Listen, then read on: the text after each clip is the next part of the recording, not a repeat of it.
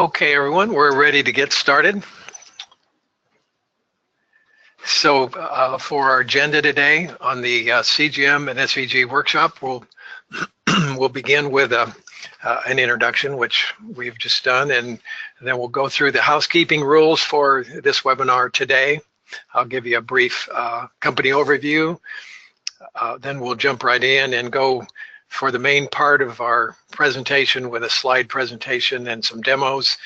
And then we'll wrap up with a summary and some takeaways for you, and then also provide a time for question and answers, entertain your live questions and answers, and then we'll wrap up with some closing information. Our rules for this webinar is all attendees will be muted during the duration of the webinar. If you should experience any problems though when joining, or if you have any questions, use the little chat box over to the right. I've got an arrow there. The computer audio is recommended, but there's also, you can use your phones, which I'm sure you've already realized. We have some product data sheets that we've got for you, some little handouts of that little orange arrow is pointing to where it is in your control panel. You can, at any time, you can just drag and drop those to your desktop. And then, again, if you have any questions, post them in the little question box. You can do that anytime during the webinar as these questions come to mind, and then we'll answer those questions at the end of the webinar. For those of you who are not familiar with Larson Software Technology, we're based in Houston, Texas. We were founded in 1984. We're graphics technology experts for over 30 years. We develop powerful, innovative graphics based on open standards, both end user tools for creating, maintaining and deploying technical graphics, and also toolkits or SDKs. We provide and promote CGM usage by providing a BizX reader. It's a free CGM viewer that you can download from our website. We're the developer of the first HTML5 CGM viewer that enables viewing CGMs in a browser without a plugin. We're a member of CGM Open Foundation, and our tools generally simplify the graphics workflow for technical publishing professionals. So with that all said, we're going to turn it over now to David for the main part of our webinar. Thank you, Don, and welcome everybody to the webinar. Thanks for joining us today. I think it's fair to begin with just to give some explanations. What were the drivers for the presentation today? So try and give you some of that information just to give you some background or context to put this in. So last year in particular, we experienced a rise in demand for our Larsen SVG supported technology. We also experienced the same kind of rise in an interest in our BizX View HTML5 technology as well, which gives that no plugin required on the web for CGM viewing. So the conclusion, obviously, we drew from that was that CGM graphics in a web environment was causing concern, and that was driven by the fact that the browsers were no longer going to support plugins, e.g. ActiveX controls. And this impact was specifically on CGM graphics. So over the past year, we've been listening and learning about the issues, what you, the customers, are thinking and strategizing, and what we can do and how we can improve our technology, and also what we're going to put into the technology in the future. So what are the customers asking for, and the market itself. So today, in the webinar, we'll try and communicate our thoughts and strategy as a vendor. And at the end of the presentation, we'll try and answer your questions. And being a workshop, we're hoping there will be questions. We think there will be, but that was the driver for us, is to hear what your thoughts are on this, on these formats. So to do this, we're focusing on three main topics: conversion, compatibility, and compliance. Probably the main one will be conversion. Some of the lessons we've learned over the past couple of years, the pros and cons of the formats and conversion of the formats. And then we'll talk about compatibility with browsers and hardware and software. And of course, interoperability is always a key for people in the aerospace and defense industry. And also the compliance, specifications and standards. Have they changed? Will they change in the future? So just to set some context again, some background, just in case somebody isn't familiar with these formats. CGM it's a 2D graphics format with a long history of publishing in graphics environments, different environments. It also has a profile called Web CGM, which was specifically developed to deliver vector graphics for the web. SVG, its objective was to do exactly that as well, so deliver high quality vector graphics in web environments. So the development of SVG was actually influenced by a few other vector markup languages for the web in the beginning. That was VML from Microsoft and PGML, which was based on PostScript. But in the end, they made a decision to base SVG on XML. And we'll talk about that later on in the webinar. If you want some more information, when you get the slides, you'll be able to hit this link and look at the secret origin of SVG. So to give you some background on CGM, Computer Graphics Metafile, 2D open graphics format. It's not owned, it's non-proprietary. It's managed by the CGM Open Foundation, and CGM first appeared right back in the 1980s, so it's hard to believe it's been around for so long. The format was widely supported in the early days by many graphics-based applications, probably not as many today. The W3C standard, specifically for the web CGM is a profile that's been actually credited by the W3C, and it's also been adopted by the Web CGM profile has been adopted by S1000D as their preferred profile or delivery for 2D graphics. But one of the downsides really was that CGM needed a plugin to view graphics on the web. When I say downside, it was only a downside really for security reasons as much as anything. And that's why one of the reasons that ActiveX and so forth have probably been abandoned by the browsers, mainly for security. And that's why we developed VisXView HTML5, which allowed you to view CGM in a web browser without a plugin. So where is CGM used? I'm pretty sure most of you are aware, because you're probably in those industries as you're listening today. But aerospace and defense, automotive, oil and gas. These are the three main markets we see CGM being used. There's of course others, but these are the main ones. So why do these industries use it? Well, one, it's open, it's non-proprietary, and it gives you reliable data exchange. The commonality with all these industries is the profiles. So each of them has profiles that they use, and that helps them with the validation of the files. So more specifically, there's industry profiles for aerospace and defense, who are using Web CGM, and oil and gas that uses the PIP profile, and then automotive, which also uses Web CGM as well.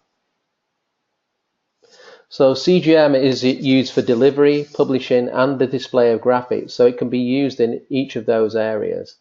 And sometimes it's used as the source file as well, so the originator.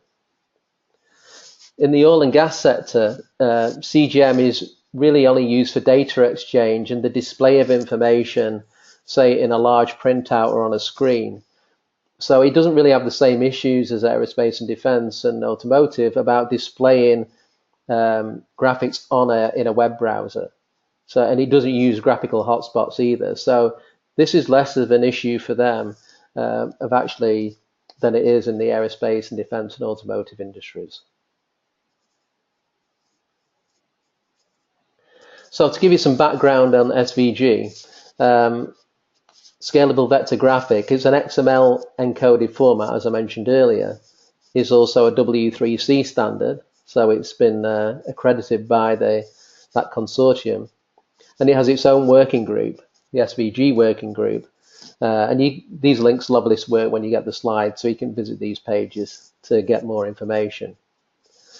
But its main benefit is that it supports in the web browser is native, so you don't need a plugin technology to view an SVG in the most popular web browsers. So Chrome, IE, Firefox, Safari, which gives it good cross-platform compatibility. So we did some research into where is SVG being used. So this was quite interesting, is that the main market that it seems to be using is GIS, Geographic Information Systems. So really maps on the web. But we also found interestingly that Google Maps doesn't use it. Google still uses bitmaps. So when you zoom in on a Google map, actually it's just another bitmap at a different resolution. So it is being used, but it's interestingly not being used by Google. The other area it's being used in is graphic arts. So graphics on the web, but only when you need to zoom in. There's a benefit because the vector will retain its quality. So predominantly, graphics on the web are still bitmaps, so raster images like JPEG or PNG. The other area we found it's being used in is SVG's been used in is like data-driven images and animation and dashboards. So somewhere we have something dynamic going on. So I've just got a link here. Hopefully it's going to work. So this is just going to bring up Google Chrome. So here we have, you can see how we interact, and this has got a spreadsheet behind it driving the data. So this is one use of SVG that we're seeing it is being used.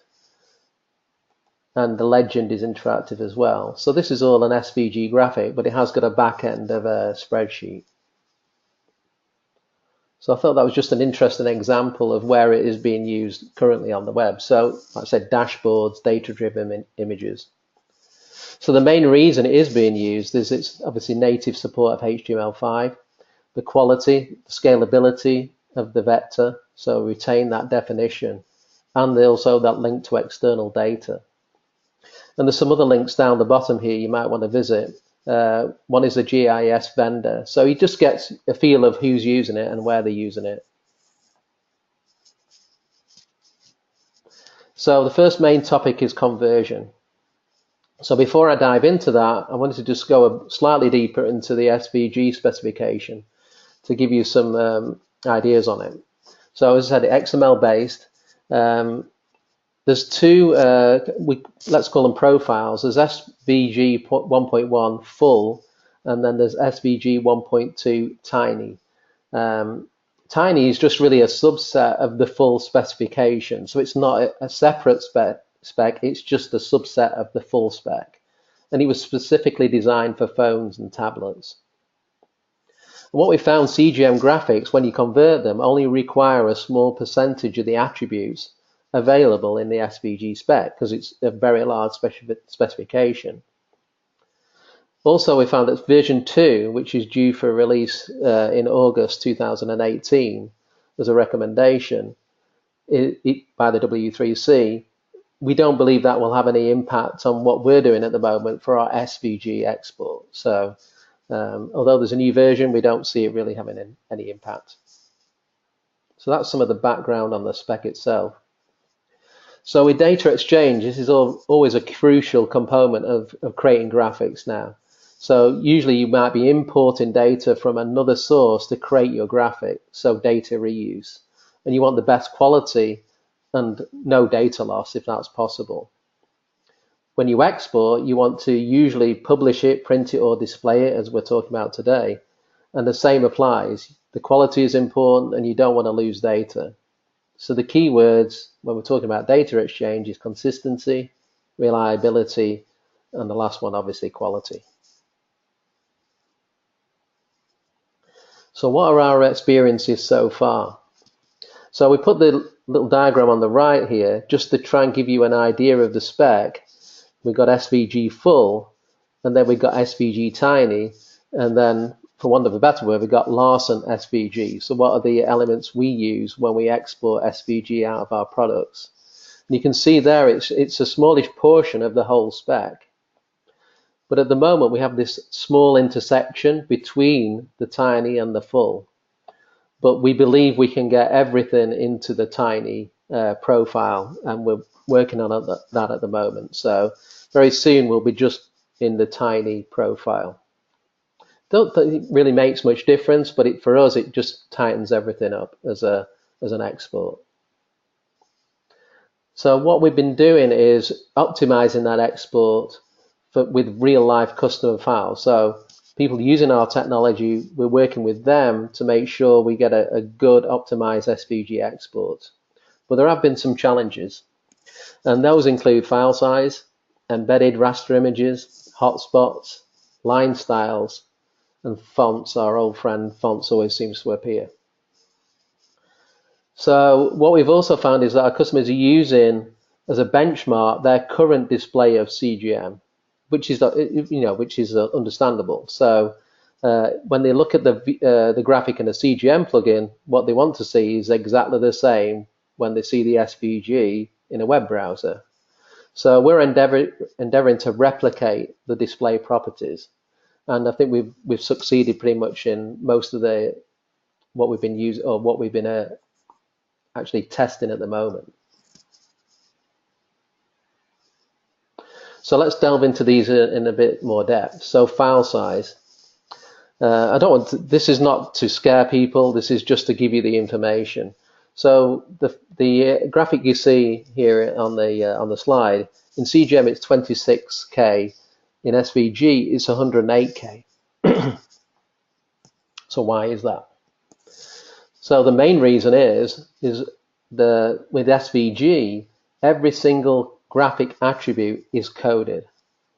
So this means that the file size increases, it has to increase to include the information.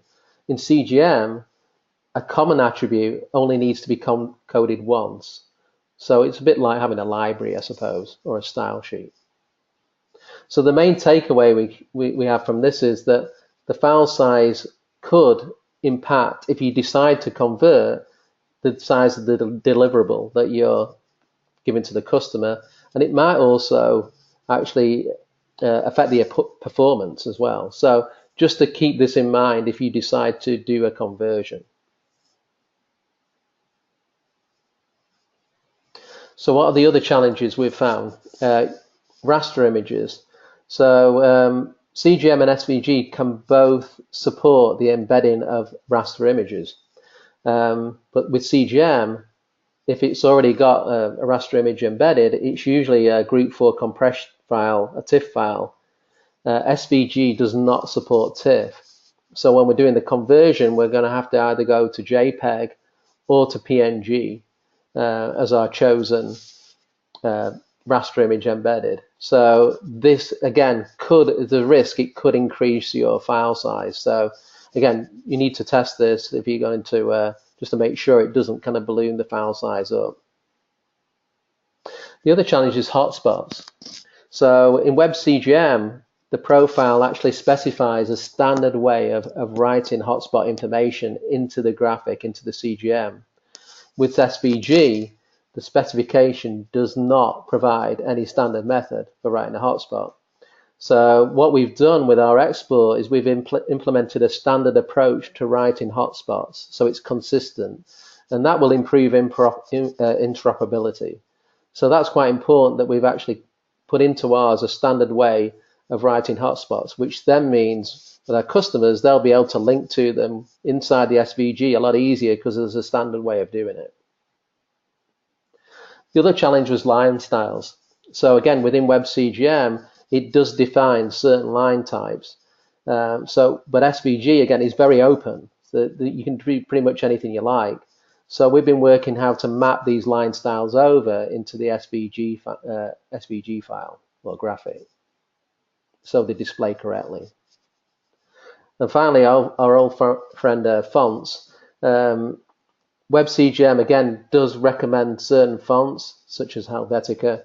So again, we've been working with our SVG export to restrict it and map over so we get a successful conversion. So our objective with our SVG export is standardization. So we want to make sure that when each file we take out is consistent and standard so people can use them. The import of SVG. So at the moment, we don't have a product that actually imports an SVG file. So, but it is something we're going to do quite soon. So our initial development objective will be to import our own discrete SVG output. So that's a kind of eat our own lunch thing. And it will be obviously still SVG compliant. So it will compliant to the SVG specification. VisX Edit, which is our native CGM editor, that will be our first product on the roadmap to support SVG import. Our objective is to, and you've heard this already, is to develop a standard and optimized way of doing both import and export of the SVG graphic. And SVG export, as we said, already contains the elements important to users of CGM.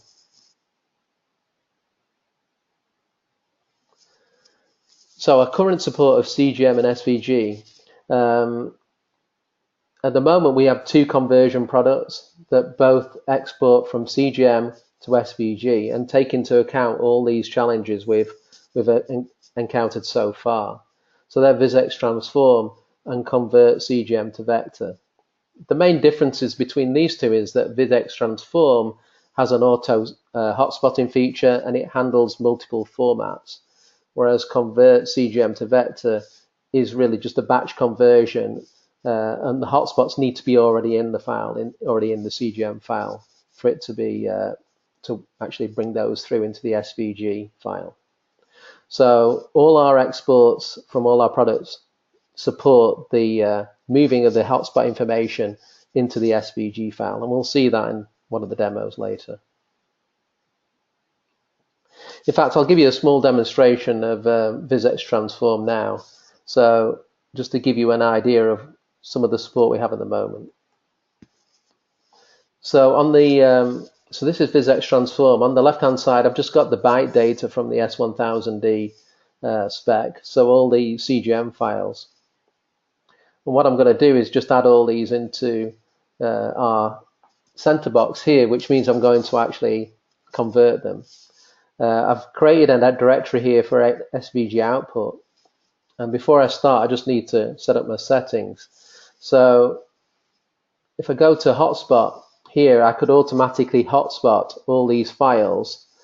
Say if they were raster or they were vector images, I can set up a lot of different parameters here to make sure it hotspots them accurately. And then I can output them as SVG. So I can choose my output format.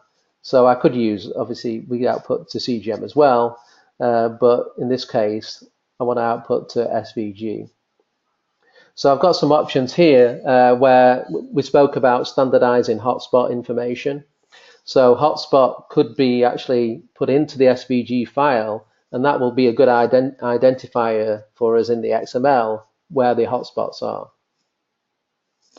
So let's just run this process. It doesn't take long. So these was just 39 files. It will see if there's any errors here. So I should be able to go to the directory now. So I'll just have to go to my desktop. Excuse me. And here's the SVG output. So we can see it's giving it automatically a Chrome kind of logo. This is the SVG, and you can see the hotspots have come through. Hopefully you can see that as I hover over them. So that's just a quick demo of VisX Transform. So that's our SVG file. So let's just go back to the slides. So VisX Transform, I'm not going to go over very much detail, but it's very good for processing large amounts of data and obviously converting to SVG and retain that hotspot information. So the next topic is compatibility. And that's when we're moving these graphics around, are they compatible with the different systems that we're encountering, such as hardware and software and different operating systems. So the key word here is interoperability, as we mentioned earlier, and this is also a topic that we might cover in compliance as well. So following the conversion of the file, we need to use that file in different environments, either to display, to publish, or to edit the file. And there could be an impact on both on hardware and software. So when displaying the graphics, when viewing the CGM graphics on the web, there are multiple viewer choices. So from different vendors, including our own ActiveX control or viewer control. So if there's an issue with that controller, with that viewer, you could go to that vendor and you could try and find a resolution to your display issue. So with the display of SVG graphics, although it solves the issue with plugins, in the same time it also may cause you problems, display problems. But who do you go to? So if you're viewing in a web browser, then you're now looking at who do you approach? Google, Microsoft, Mozilla, to solve that issue. So a much bigger organization and not going to be easy to pin down a display issue perhaps with your browser. So this is one of the reasons why we've tried to standardize our SVGs in a way that the output is standard, and so hopefully it's going to be more reliable when you try and view it in these different browsers. And obviously we'll test it with those browsers. And the other option, you could, rather than go to SVG, you could stay with CGM and use VisXView HTML5 technology as well. So just to give you another quick demo, this is VisXView HTML5. So here we've got a CGM graphic in a web browser. It's interactive, but there is no plugin. So the CGM file on the web without a plugin. So you've got really two options. You could go to SVG or you could stay with CGM. It's really up to you. We give you that choice. So in publishing graphics, what do we mean? We're really talking about printing a traditional book, a technical manual to a PDF file. And CGM is widely used in this area to publish that technical manual still, if we're going to print. So the graphic, you probably have it in Arbor Text Editor or Adobe FrameMaker if you're in aerospace and defense or even automotive. And you could also use probably use it in standalone publishing engines as well if you're creating a book. What we found with SVG, it is supported, not surprisingly, at Adobe FrameMaker, but I'm not sure anybody's using it as a publishing format at the moment. Mainly, it was designed for web delivery, so that's where it's being used. So our best advice at the moment would retain your CGMs for print purposes. That would be our advice on that one. Editing graphics. This is obviously crucial in your development of your graphics for your technical manuals. So in the CGM editing world, we have our VisX Edit, and of course there's Architect's IsoDraw for creating CGMs or technical illustrations. But SVG has good support as well, mainly from the mass market, Adobe Illustrator, Corel Draw being the main players, and there's also freeware available, mainly a product called Inkscape.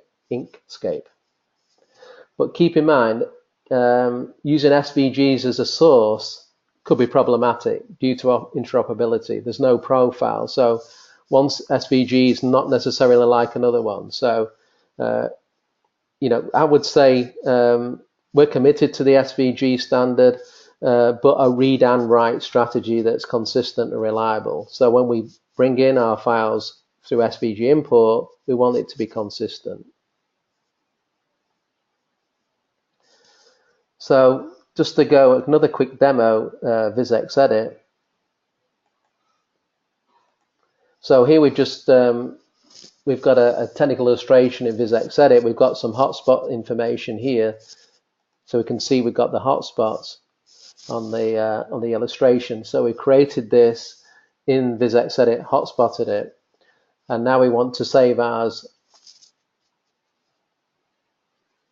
an SVG file. We've already got this set up for SVG. We'll put this onto our desktop and save, and then we should be able to actually just open that one as well. So you can see here that the tooltips work, so everything should actually work in here. Hotspots working again, and then you could actually look at the source of this. This is XML, and you'll be able to see how our hotspot information is actually embedded into there.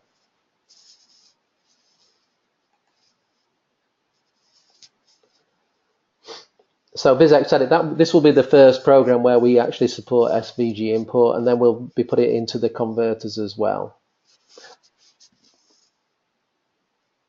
So the final topic is compliance. I think probably most of the audience here are familiar with complying to different specifications, but from a graphics point of view, we need to comply to the W3C with our graphics formats and profiles. So W3C.org is the World Wide Web Consortium, and both Web CGM and SVG are accredited or recommended. S1000D obviously uses the Web CGM format, so it's still part of that standard. We don't really see it changing. It doesn't stop you using SVG for display purposes, but as a deliverable, you're probably going to still need to deliver your CGM files. And that applies to iSpec 2200 as well.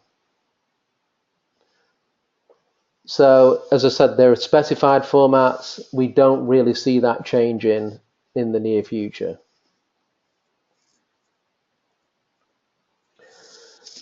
So always a good question, why do we have specifications, which usually results in various reactions, mainly size, but from my own point of view, I think the bottom line is they do provide valuable guidelines and a degree of confidence of all concerned, including the actual originators of the illustrations as well as the consumers of them.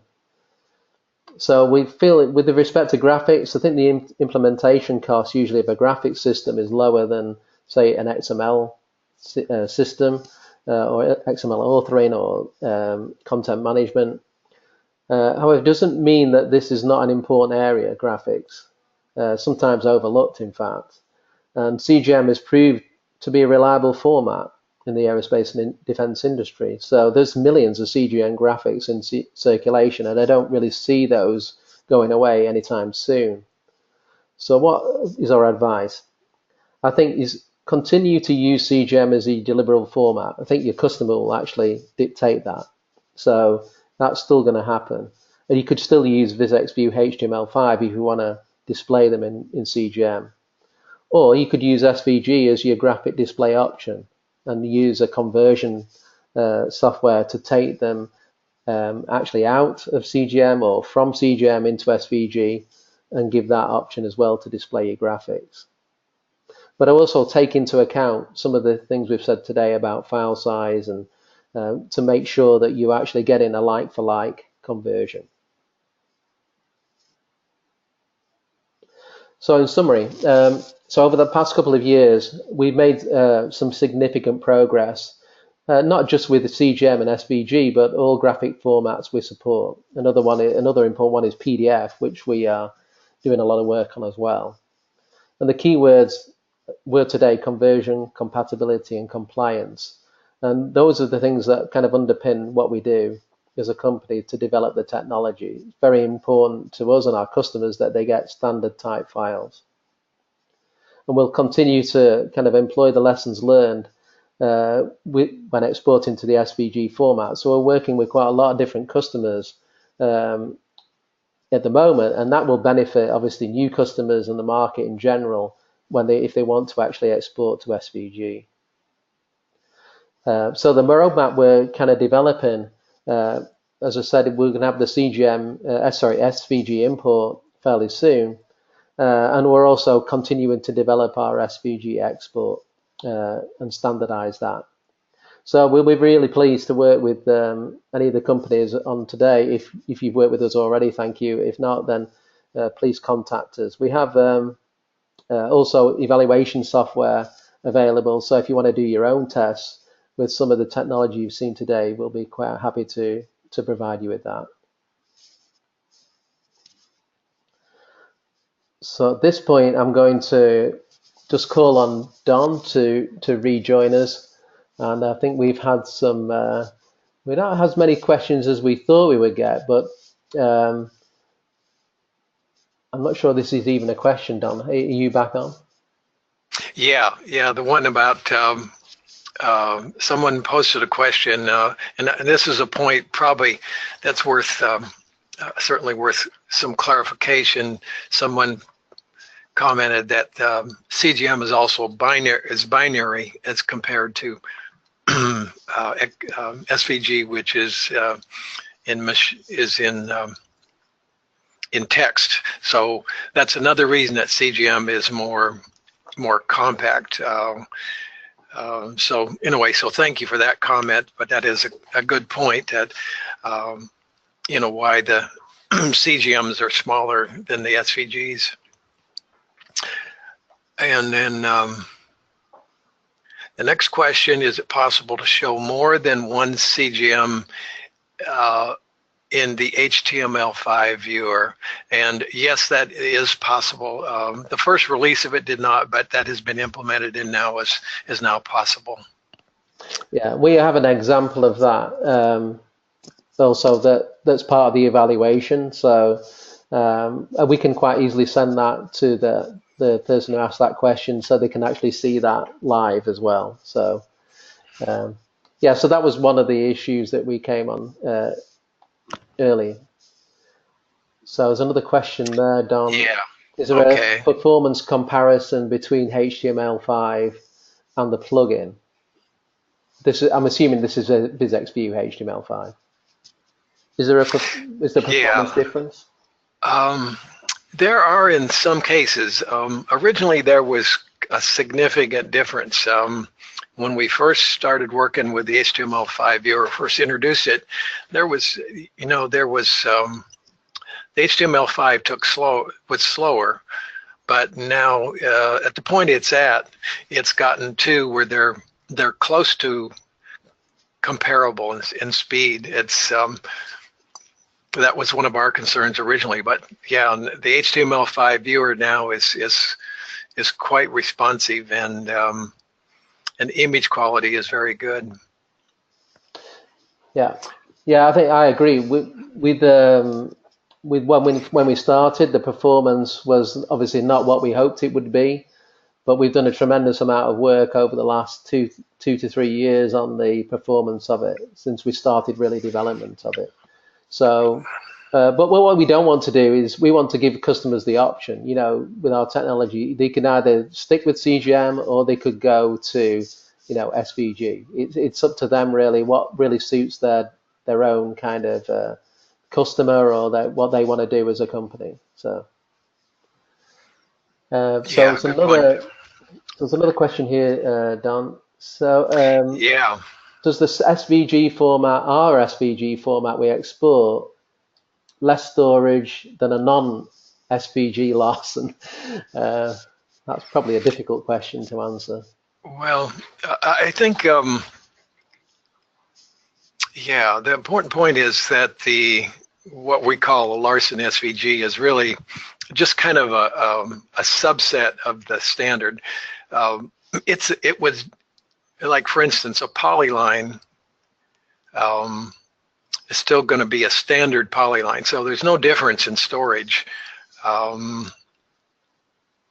no, it would not need less storage. I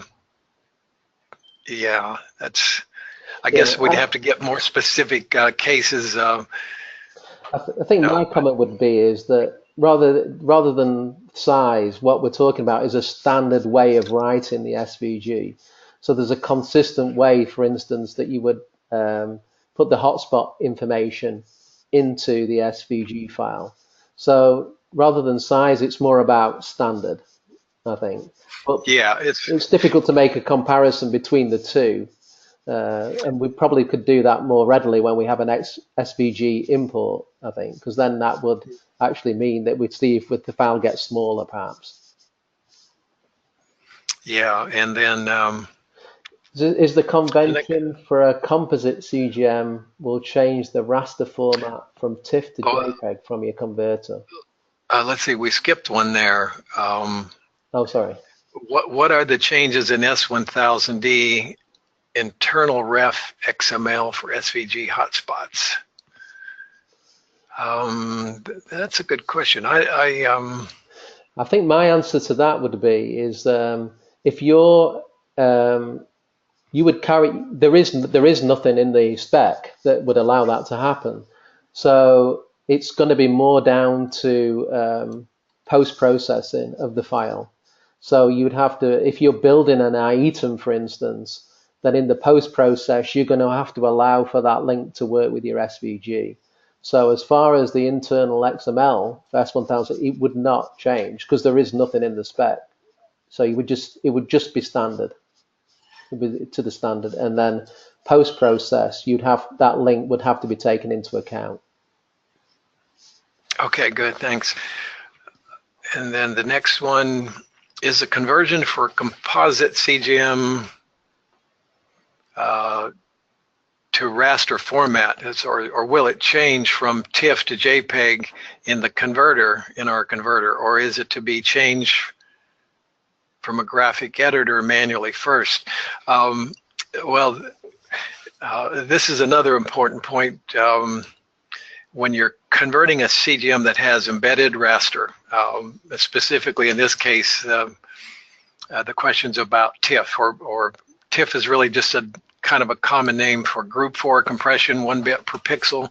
It's very efficient at compressing bitonal or black and white images.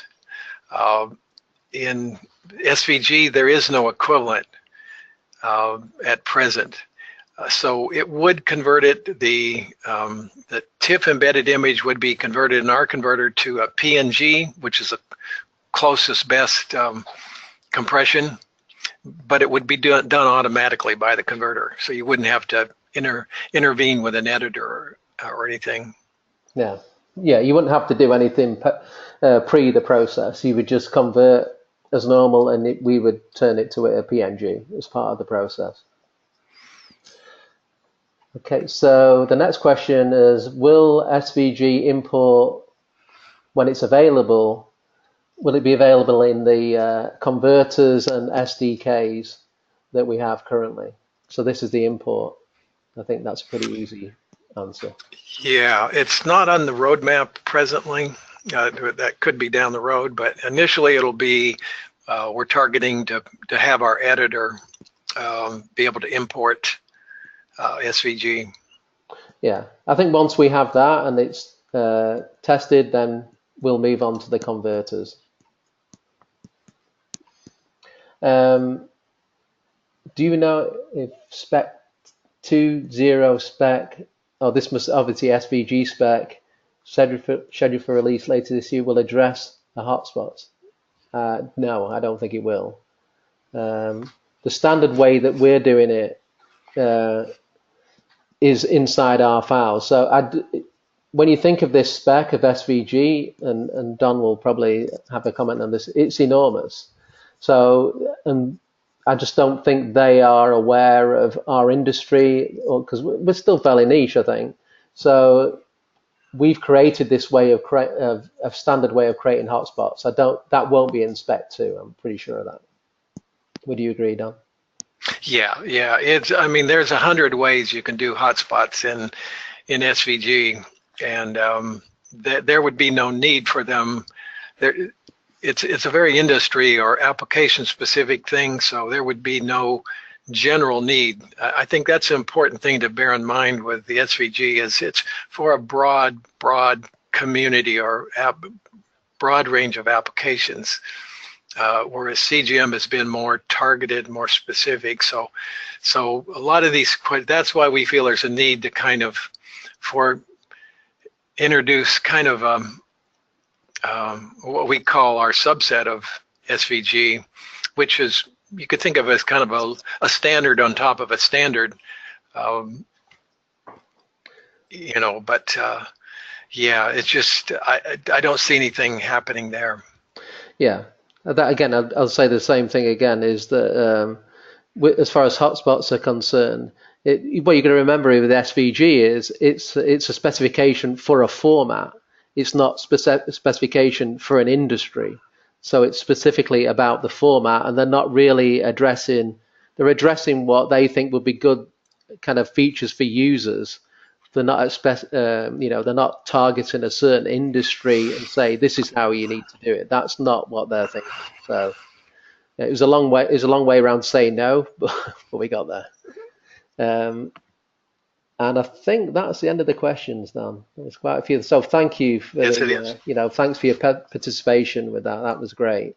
And if you think of something else post the webinar, please send us an email. We'll pleased to answer any other questions that you have. So thanks Don as well for your help with that. So just to close, just some information to close with.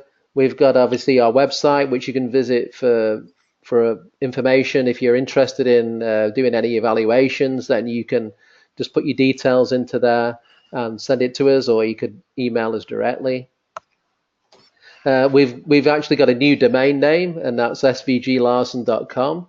So you can also get to our site from there. It's not specifically SVG at the moment, but we will be putting some content up there at the moment in the future. You will get a recording to the webinar again. So if you want to listen to it again or give it to a colleague, then you'll get that in the email tomorrow. The slides will be available on SlideShare. Again, these links will be in the email. You can follow us on Twitter if you want to get news about Larsen and our products. If you want to meet us in person, we'll be exhibiting at the AIA Technical Publications Workshop in Oklahoma City in April. So a good chance to meet us there if you're in the area or participating. Obviously, our contact details are down the bottom, so please email us. So just like to thank everybody for attending today. Hope you found the presentation interesting. And again, please email us if you have any more questions. So thank you and have a great day.